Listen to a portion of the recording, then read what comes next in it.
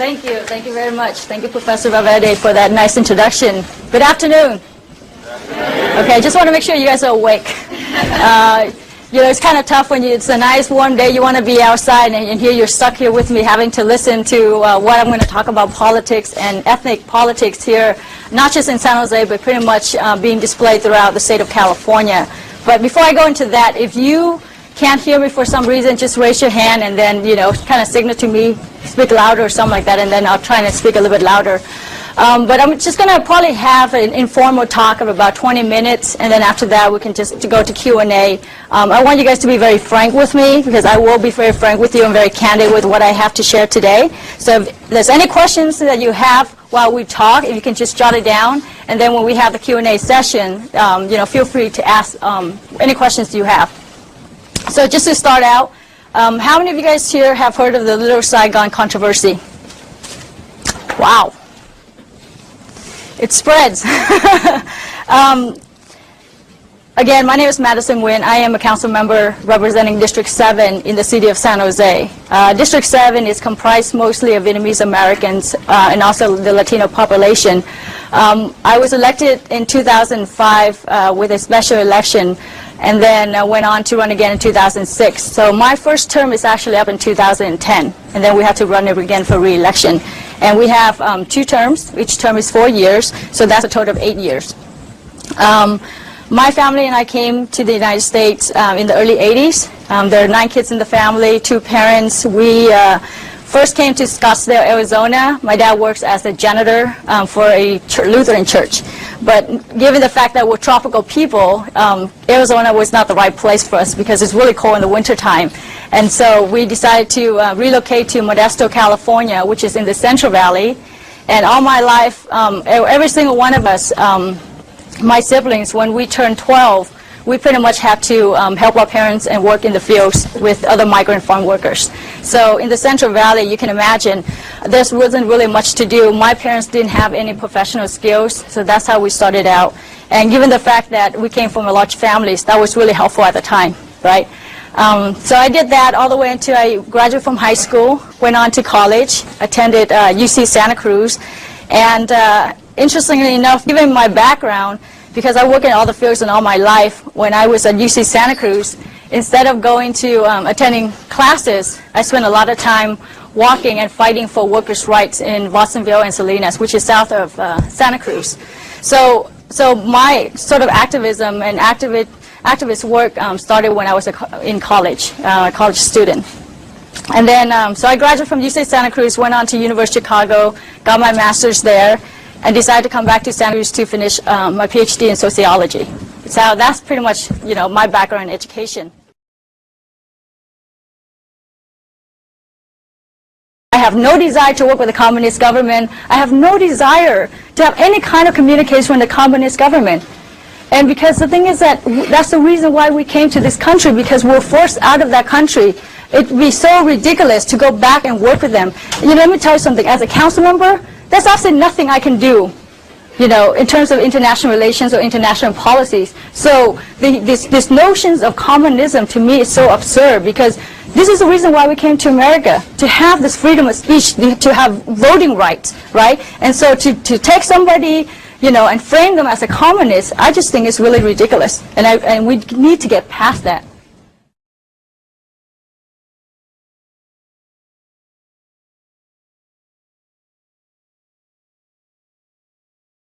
Circles protesting every single Tuesday afternoon, down with Madison. She's a liar, she's a traitor, she doesn't have the trust of the Vietnamese community.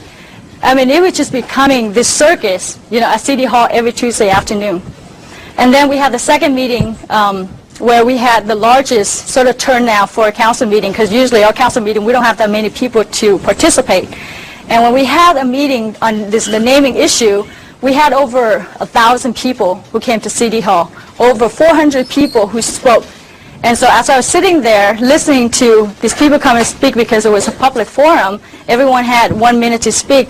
So sitting there and having to have all these Vietnamese people that I thought that, that I can trust, the people that helped me to get to where I am today. So did you actually support the name Saigon during the voting process when you had to go through with all the 10 votings with the council members, did you actually support that name? I supported, well, I mean, I recommended Saigon Business District. You know, and you know what I think the advocates or the supporters of Little Saigon didn't understand was it's a business district designation, meaning that whatever names that we come up with, the words business district will be attached to it. Now, we have to be, you know, I want you guys to understand that what I came up with is not a commercial area designation. Orange County, in Orange County we have Little Saigon, right? That's Little Saigon down there is like a huge commercial area. It comprises of at least 4 or 5 different streets, Westminster, Bosa, you know, whatever other names that they have down there. This is a 1-mile strip on one particular road, right? It's so small. And the reasons why I wanted to do that was because I just want to elevate the image of the Vietnamese entrepreneurs who have made this area what it is today. 20 years ago, this whole area was just like an orchard. There was nothing out there. And when the Vietnamese came, they started to construct moms and pop shops. You know, they make this area so vibrant, so nice now that people are starting to come in and shop there on a daily basis. And because I wanted to give this recognition, that's why we came up with it. I thought it was interesting that you mentioned earlier about being the change you used to see in the world.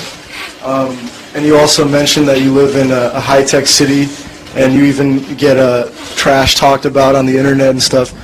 And my question is, since our generation seems to be the generation of bloggers, how do you get the young people to be more like your generation and be actually active in the community and make the difference that they want to see? Excellent question. I really like the question because that's definitely something I want to talk about today. You know, when this controversy happened, I didn't have that many sort of physical support, meaning that I didn't have a lot of people that come out and say, hey, Madison, you know, we think you're doing the right thing. We're going to stand next to you. We're going to stand behind you. What I had was called the silent supporters.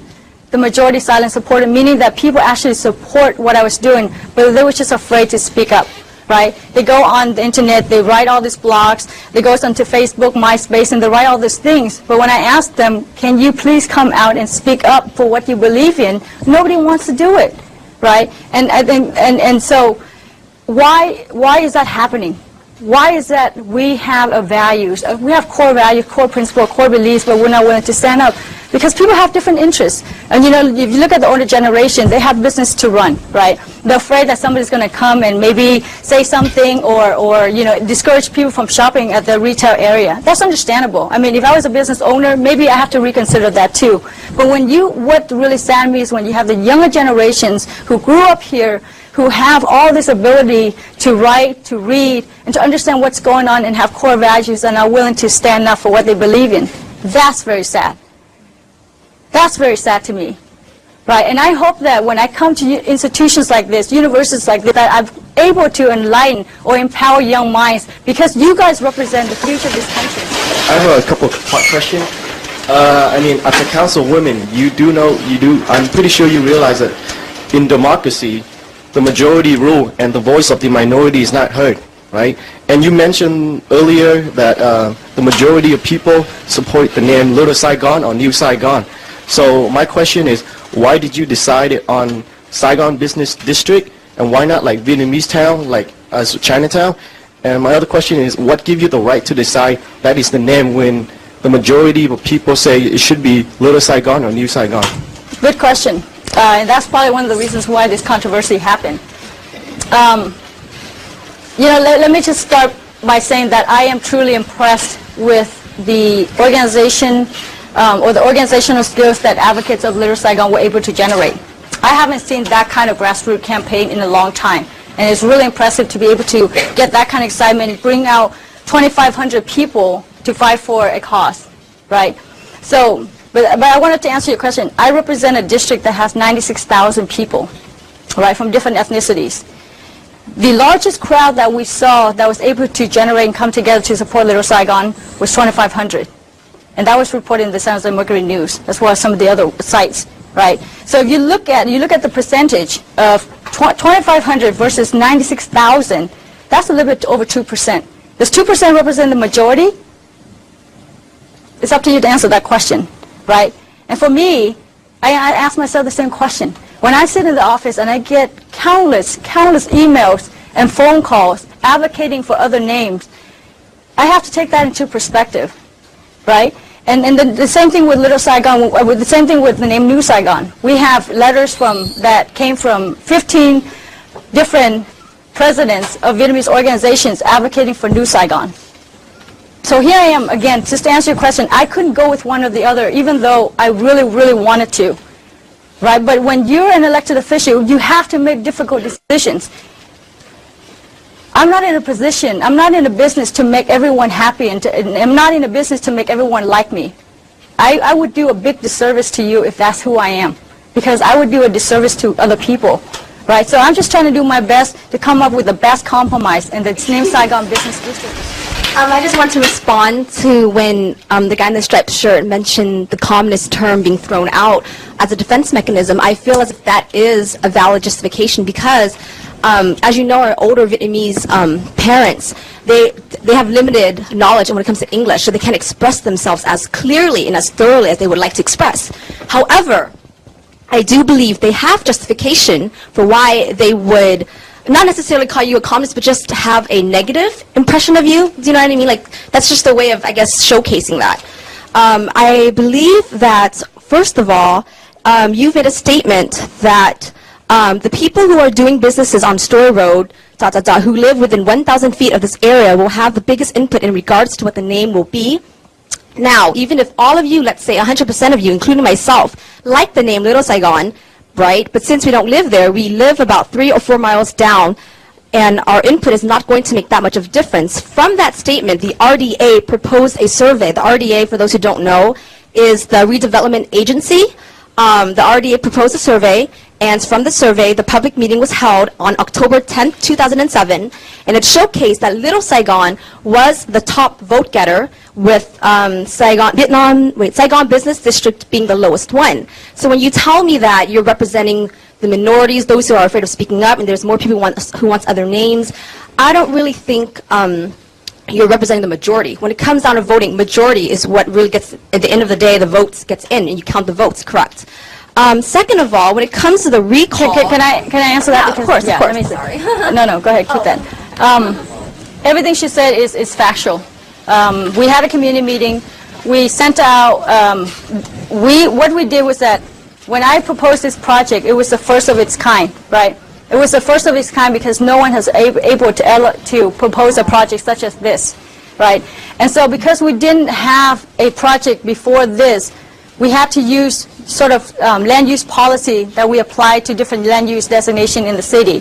So the rule of thumb is that you send out a survey to people who live within 1,000 radius of the project, right? Anyone beyond that, we don't send out those surveys to, and that's done by city staff. It's not done by my office staff, right? And so what we did was that we sent out about 1,300 surveys, okay? 117 came back. So you're looking at about almost 10% of the survey that came back to us, right? Within that 10%, 117, we have 41 chose Little Saigon. About 16 or 7 chose New Saigon, and then the rest is just different names, right? At that point, it was my mistake. It was probably the city council's mistake too. But at that point, what I should have done was wait a minute. If people are so passionate about this issue, why do we only get 10% return? Well, what's going on? But again, because it's the first project, we went ahead with it because we thought, okay, well, you know, let's have another community meeting and solicit more input. So that's a mistake that I can stand here in front of you, especially yourself, and said, it was my mistake. I should have gone back out and do another survey. But because it's the first project, I'm the first Vietnamese American that's actually doing this, there were some flaws in that. And so I don't want to say that there was no mistake that was done in this project. But we went ahead and we did that. We had another community meeting, and by the end, you know, when we had the final word, we had to come up with a compromise because people who were advocating for New Saigon keep on sending us letters and saying, we hope that you will consider our proposal as well. And even though we don't go out to the different community meetings and, you know, and stand up with banners and signs, we really want you to listen to us as well. My next question for you, and that's my last one, I promise, is for the recall problem, I believe that you violated the California Brown Act. So the recall is somewhat of a plausible They said that there was private meeting statutes outside for the voting, and there was a Councilmember Forrest Wilson admitted on TV interview, you can find it on YouTube if you don't believe it, he actually spoke out and said that prior to the vote, you asked for his support privately on this issue, and therefore the recall is being proposed from the violation of the California Brown Act. You can reply. Sure. First of all, there was no violation of the Brown Act. The Brown Act pretty much, if you want the definition of it, constitutes that you cannot go and solicit vote prior to, you cannot go and solicit the majority of your colleagues prior to a vote. So we have 11 members on the San Jose City Council, and so you can go talk to 4 other people, including yourself, that would make 5, right? And then out in public, you need to, make your argument so you can get another person, then that would make 6 votes, 6 over 5 wins, right? What Councilmember Forrest Williams, one of my colleagues, said on TV, which I'm not sure what was the basis of the question, but he said that I support Madison. I support the things that she's doing. I think that she's doing all this great work, and when he said I supported her, meaning that I support the work that she did or she's doing right now, for some reason people perceive that to be that I went and solicited his support. Let me tell you something. Let me just answer your question directly.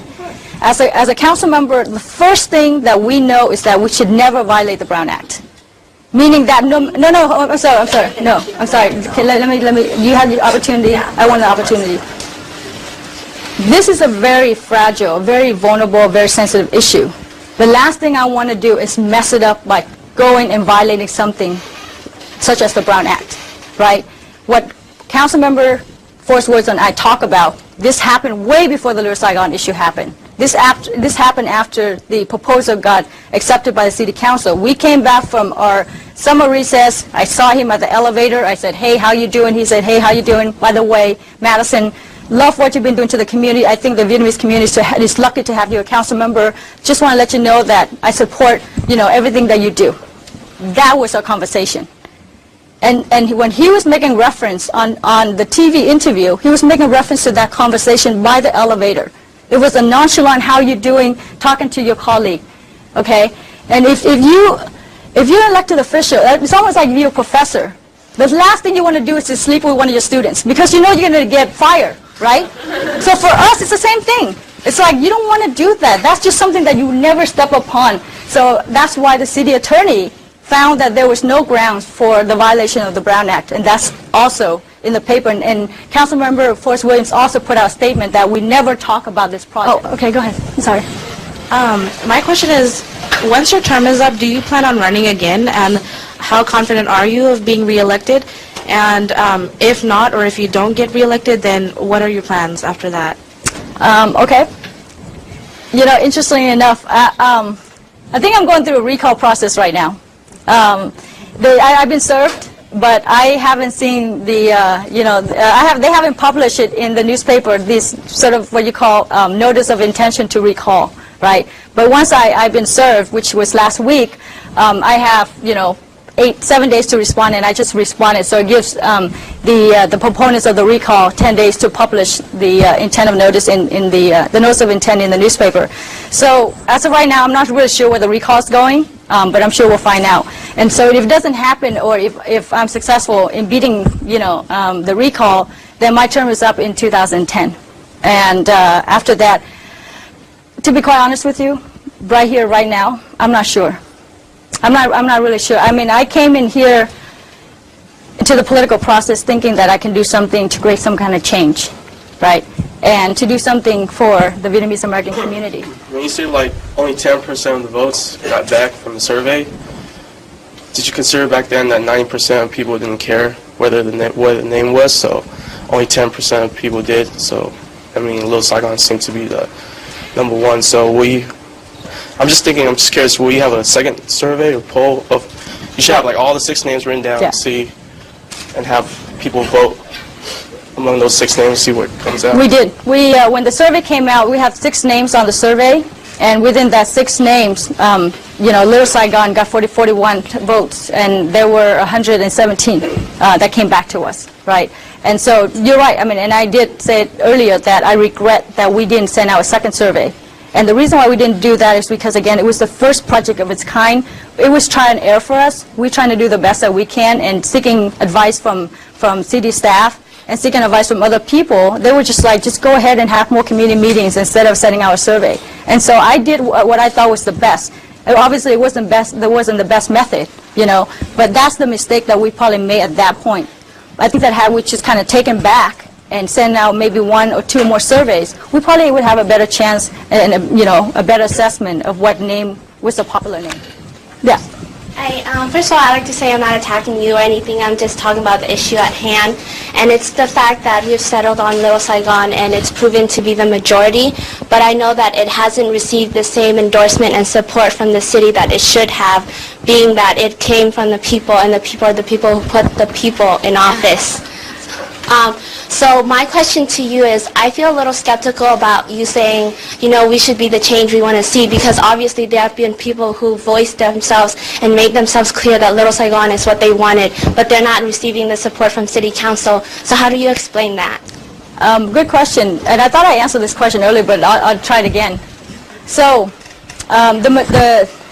the biggest number that came out to support Little Saigon, as reported in the paper, right? People have different perception, but I'm going by what's being reported. It was 2,500 people at City Hall, correct? Okay, so you agree, thank you. 25 people, and according to the papers, 2,500 people came from all over the Bay Area, right? Right, okay? 96,000 people live in my district. So let's assume 2,500 people of those people who came out to support Little Saigon came from District 7. That's a big assumption, right? What is 2,500 out of 96,000, I ask you? Isn't that a little bit more than 2%?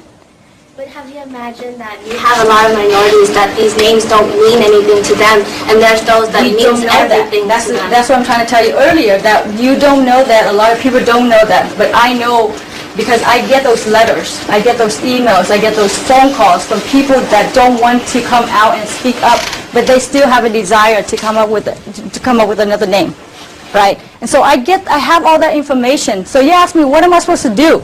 I mean, I'm here to also protect those people that don't want to speak up.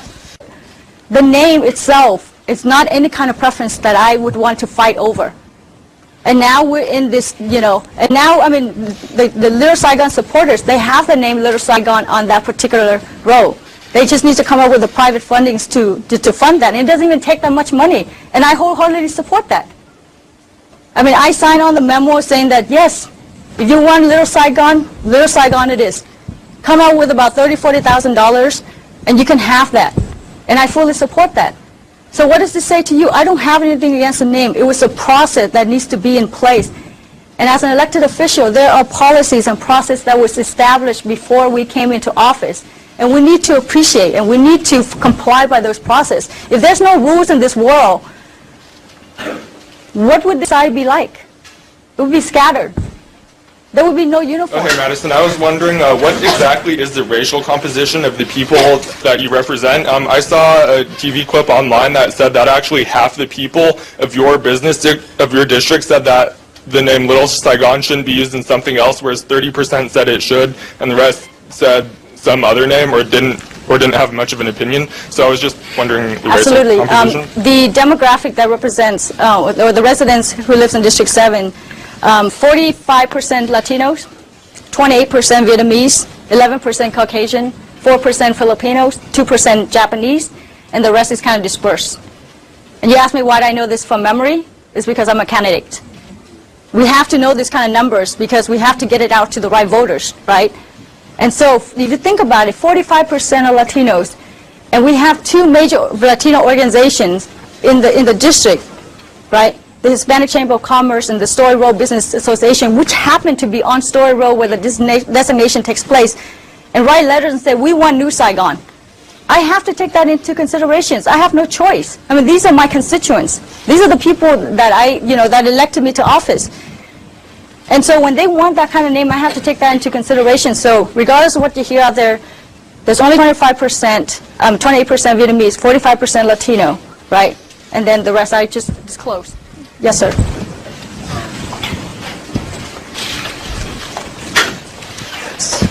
First of all, I just want to commend you for all the great work you've done to represent the Vietnamese community. And the reason why I'm here today is because I really didn't know your perspective. All I've heard is my grandpa's perspective. We're from San Jose too, and also I heard read all of the articles online. So just taking away from this this issue, I just want to know more about other projects that you're working on right now, Absolutely. including the housing thing. Thank you. Thank you for giving an opportunity to shine a little. You know, I came into office in 2005, so it's 2008 now. It's well, toward that in 2005, so it's a little bit over 2.5 years. And within the last 2.5 years, I was able to help build over 900 units of affordable housing in District 7 alone. That's talking about just people who live in District 7 have the opportunity to get into this low-income housing, right? And the good thing about this low-income housing is that when we talk to developers, because we don't want, every time you think of the term affordable housing, you kind of associate, historically, you associate with the ghetto, the projects, people that, you know, with low income, right? But I wanted to change that. I want to shift that. When I talk to developers and they come into my office and they say, Madison, we wanted to, you know, construct 200 units of affordable housing for low-income families, I said to them, listen, I don't want no project in my no project in my district. I don't want no ghetto in my district. You need to build so there's market rate housing, right? Meaning that the structure, everything inside is going to be nice. Just because these people, you know, don't have as much money as some of the more affluent folks doesn't necessarily mean that they have to live in those kind of houses, right? And so we were able to construct over 900 affordable housing. That's 900 families, you guys, having the opportunity to move into their new home, whether it's rental or for them to own. That's huge, right? When I was growing up, I was poor as hell. My family's 11 folks living in a 3-bedroom house. I do not want to see that anymore in any kind of ethnic communities or minority communities. And so I bust my butt every day to make sure that the developers know what I'm talking about. If not, there's no way I can support that, okay? And then economic development. One of the things, especially with the gas prices right now, definitely we do not want to drive away from San Jose to go to work. So we're trying to bring companies into San Jose, especially into District 7. You know, we have right now, last year, I was able to build the biggest shopping center in the city of San Jose, right here in District 7, on Curtin and Monterey. Over 3,000 jobs will be generated, meaning that we'll open up 3,000 jobs for residents of San Jose, especially for District 7. That's huge, right? Parks. With park deficits in San Jose, especially in District 7, you know, you drive around, you don't see any parks. You know, within the last 2.5 years, we built 4 different parks. And this, the next biggest project, which you guys probably are going to hear in the next couple of months, is I'm building a park next to Tiểu, Được, which is on McLaughlin and Tully, right? For the last 20 years, what do we hear? Constant complaints from the neighbors saying that on every single weekend, there's so much traffic next to this temple, right? Because it's on a very major street, and nobody can do anything about it. And now, you know, we're able to generate more than $2 million to buy the land right there and build a park, so that people who come to, you know, to the temple can park there. And then it's next to a temple, so I'm hoping that the temple folks. I'm Michelle. I guess I'm a very strong proponent of activism and community involvement, political involvement. With that said, I think a lot of the times activists, you know, pick and choose what they want to hear, and through the media, and to at a certain point become closed off to no matter what anyone says because of their opinions that have already been developed. So with that said, how do you feel that it's possible to, you know, like fix the situation as deep as it is now? And you know, I think obviously you're here, and even with numbers and facts, there's still people that, you know, are angry and kind of shut down when you try to prove stuff. Do you think there's any way to? Well, obviously, I think that I don't really have a strategy or a game plan or anything like that in order to resolve this controversy. What I can do is just be honest with my answers, be honest with everything that happened, you know, and I hope that people can be a little more understanding when it comes to, you know, a young elected official just trying to come into office and doing the best she can to bring some change to the Okay, so you said you were hurt when they started calling you bad names and such. I was just wondering, do you feel like it was a bad idea to ask the community to give ideas for the business area? And also, if you had known that this controversy was going to happen, would you have asked? Very good answer. Great question. What a way to answer, close up the discussion. I ask myself that question all the time, especially in the last 9 months. Why did I do this? I had two choices, right? When the City Council approved this designation, the first choice was to put out a resolution and say we're going to call this area Vietnamese Business District or Vietnam Town or whatever the name is, right? Done, over with. The community accept that. But I didn't do that. And I didn't do that because that was the whole point of me running for public office, is to engage the community, is to give the community an opportunity to voice their opinions, to be more active in the political process, to have a voice. That was my personal platform, personal agenda when I ran for public office, is to engage the community. And so by giving them an opportunity to provide input, I thought I was doing a big service to my community, to the Vietnamese American community, right? It wasn't until later that I realized, oh my God, what did I do, right? But if you ask me, would you have, if time travels back, would you do it differently? I said no. Because this is part of the growing pains that I have to go through. And this is the part of the political growing pains that the Vietnamese American has to go through. You have to understand, we've only been here for 30 years. We have accomplished tremendous amount of great things compared to some of the other ethnic communities, right? The Chinese American community has been here for over 100 years. We've been here for 30 years, and look how, we're becoming a powerful force, not just representing a huge, strong voting bloc, but everything else. We're starting to give money to political candidates, presidential candidates. Hillary Clinton knows who I am. I mean, that's amazing, right? And for what? It was not for me. It's for our community, right? And so I wouldn't change anything that happened, to be honest with you. I mean, and I think that being this young, this is definitely something that I need to go through. And if it means that it's going to take me and break me apart, that's okay. As long as the community realizes that I'm in this for the passion and not for the glory, then that's all it really matters. Thank you very much.